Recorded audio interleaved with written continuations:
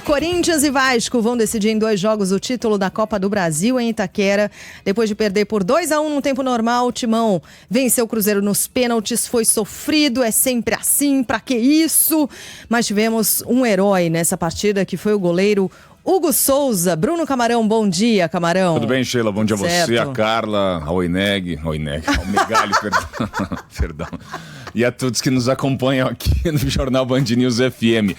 Deu Corinthians, né? Diante do Cruzeiro, chegando pela 8ª vez a uma final de Copa do Brasil em busca do Tetra. Corinthians de Dorival Júnior acabou sendo vazado, acabou sendo vencido no tempo normal, mas na disputa por pênaltis, depois de estar por 3-1 contra no placar, teve a reviravolta graças justamente à estrela do Hugo Souza, que pegou o pênalti derradeiro do Gabigol, aí veio o Gustavo Henrique, confirmou o Corinthians indo justamente para a etapa sequencial. O Wallace do Cruzeiro bateu e o Hugo Souza brilhou mais uma vez e o Breno Bidon decretou a classificação do Corinthians finalista, então, em busca, além de um título, de uma vaga na Libertadores da América. O fechamento das semifinais, ele foi muito positivo, obviamente, para corintianos e vascaínos e péssimo, né, para são paulinos e botafoguenses que sonhavam aí com ou Cruzeiro ou Fluminense vencendo e abrir aquela vaga direta em Libertadores da América ou pré, no caso do São Paulo, sequer isso acabou rolando. Como é difícil ser São Paulino. Impressionante, né? Como é difícil. Hugo Souza falou, obviamente, né, sobre esse momento especial e especificamente sobre o pênalti do Gabigol. Gente, o Gabigol entrou no segundo tempo basicamente para bater o pênalti. Foi. E o Gabigol, durante muitos e muitos anos, para muita gente, foi taxado de melhor batedor de pênalti do futebol brasileiro. Raramente o Gabigol perdia. Mas que ele é Corinthians, né? Dizem, né? E o Hugo conhece tão bem o Gabigol que sequer precisou estudar essas cobranças dele. Nem esforço. Então ficamos... temos? Vai. Eu achei que fosse um vídeo, não.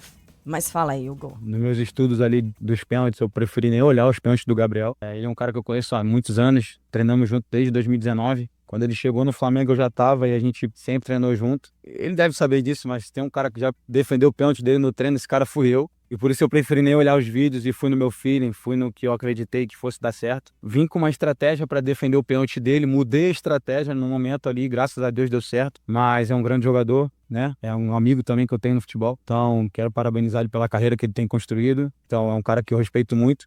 Mas eu tô ali para defender a minha camisa e hoje eu fui feliz. Estou muito feliz de ter defendido não só o dele, mas o segundo também, com que a gente credenciou a nossa classificação hoje. Tá aí, Corinthians na decisão. Hugo Souza, olha, para muita gente, ele cravou a vaga dele na Copa do Mundo do ano que vem, com a atuação de ontem, né? Ele de fato, ele tem um aproveitamento em pênaltis muito acima da média. E ele estava... E no tempo normal fez boas defesas também. Além de tudo isso. Fez O Corinthians uma fez um jogo muito ruim no primeiro tempo. O Cruzeiro foi bem superior, fez 1-0, teve chance de abrir o marcador até antes. Aí no segundo tempo voltou fazendo 2-0.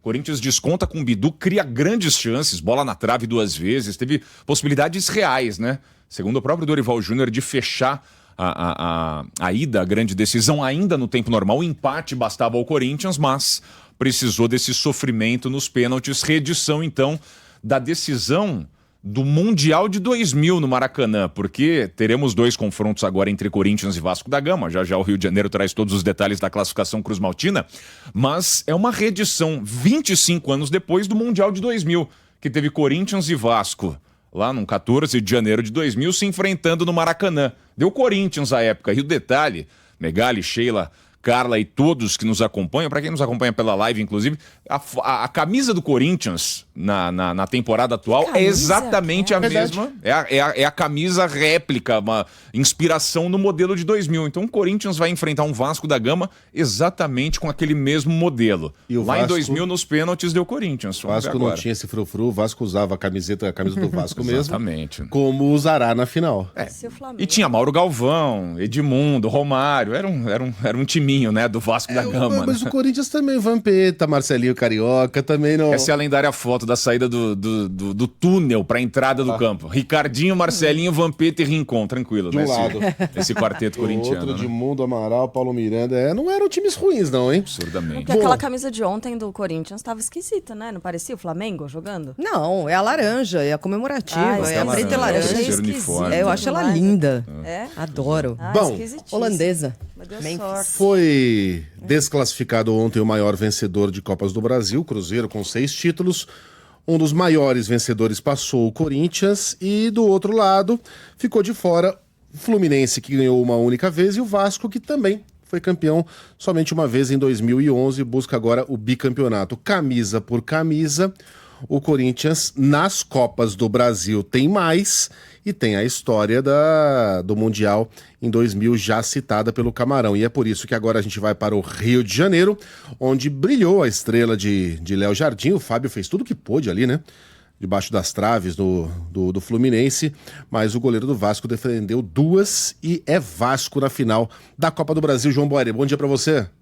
Oi, Megali, meu amigo, muito bom dia a você e a todos. Estava até comentando aqui com o Mário Dias Ferreira, vascaíno, voltando de férias hoje. Excelente dia para voltar de férias, é verdade. Né? Sobre a atuação do goleiro Fábio do Fluminense no primeiro e no segundo tempo. Pegou muito dentro de campo o Fábio. Estava até conversando com o Marinho e estava até falando, o Fluminense até merecia classificação por conta da atuação do goleiro Fábio. Mas aí é muito curioso sobre as estratégias adotadas pelos técnicos. Zubeldia pelo lado do Fluminense, Fernando Diniz pelo lado do Vasco. Teve um momento no segundo tempo que o técnico do Fluminense já tinha feito 4 das 5 substituições e o Fernando Diniz não tinha feito nenhuma substituição, deixou tudo pro finalzinho do segundo tempo para estratégia nos pênaltis. Daqui a pouquinho a gente vai escutar uma palavra do técnico Fernando Diniz durante a entrevista coletiva depois do jogo. Mas no tempo normal, o Fluminense abriu 1-0 no primeiro tempo, uma jogada pelo lado direito que cruza para dentro da área e o zagueiro do Vasco faz um gol contra naquela situação. No primeiro tempo, o Fluminense até tentou,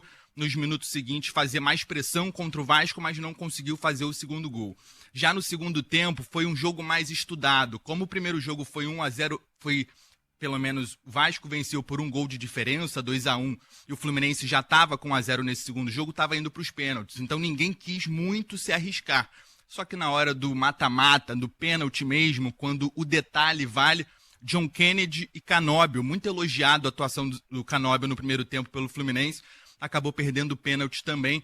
O goleiro Léo Jardim fez defesas brilhantes na decisão de pênalti. O técnico Fernando Diniz falou sobre a estratégia adotada durante essa disputa de pênaltis e disse que os treinamentos não começaram dias antes, mas sim uma semana antes, porque ele já estava prevendo que seria um jogo muito difícil e que provavelmente seria decidido em pênalti. Semana passada nós estamos no pênalti. Não é uma coisa improvisada, é uma coisa, então a gente sabe mais ou menos quem bate bem, quem fica mais à vontade para bater. No jogo de hoje tinha jogadores que estavam cansados, mas estavam chegando perto do final, e era jogador que eu sabia que ia acabar batendo pênalti. Então foi uma coisa muito estudada. Vocês estavam falando sobre a final do Mundial de 2000, estava falando aqui com o Mário Dias Ferreira também, das quartas de final da Libertadores de 2012. O Vasco também foi eliminado pelo Corinthians, aquela bola perdida do Diego Souza, que ele sai cara a cara com o goleiro do Corinthians e acaba desperdiçando também. Alguns confrontos já entre Vasco e Corinthians, para a gente já conseguir projetar. Primeiro jogo, próxima quarta-feira, dia 17, em São Paulo.